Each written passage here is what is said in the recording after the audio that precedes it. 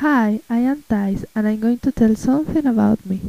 I have always been afraid of change until I heard the story about a Schrödinger cat. In 1935, Edwin Schrödinger, in attempt to explain the Copenhagen interpretation of quantum physics, he proposed an experiment where a cat is placed in a box with a sealed vial of poison that will break open at random time. Now, since no one knows when or if the poison has been realized until the box is opened, the cat can be thought of both alive and dead. Maybe you can understand what I wanted to say. Just like a Schrödinger cat, the change right now can be thought of as both good and bad. It is only by opening the box that you will find out which is.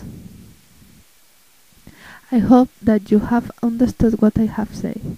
I can't be afraid of something called change if I haven't tried it. Now I will always need to open the box.